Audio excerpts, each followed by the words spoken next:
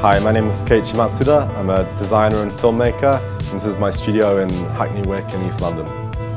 When I was studying my Masters at the Bartlett School, I started to think about how we could introduce virtual worlds into physical spaces, and that's when I found out about augmented reality.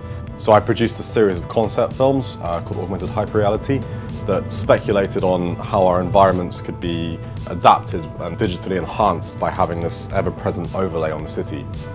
One of the defining characteristics of augmented reality is that it's subjective, i.e. like everybody can see their own version of the city. And it means that everything is customizable. So if you imagine a city as a series of layers or a series of feeds, you'd be able to subscribe to just the ones that you like. So the city itself becomes a reflection of your tastes and interests. Since the time I started developing those original films, I've always wanted to extend those ideas and continue the research. And now I've just started a self-initiated project that I've backed on Kickstarter called Hyperreality, which is a series of 3 films, each from the perspective of a different person, set in Medellin, Colombia. We're never actually going to see the faces of these characters, it's all shot point of view, but what I'm thinking is that you'll be able to understand a lot about the character just by looking at those environments. For Dzina Mini Frontiers, I'm going to take a scene in one of the upcoming Hyperreality films and explore what it's like to be driving through the augmented city.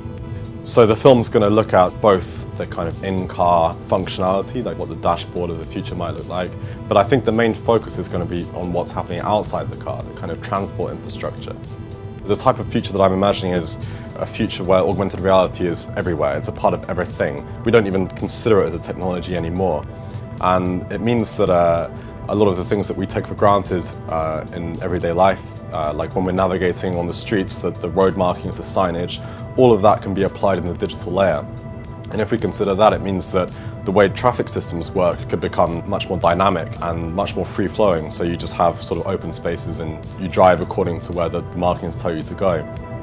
The problem of the actual interface is something that I get asked about a lot. You know, how does this technology actually work? You know, what is the hardware apparatus that we need to see it?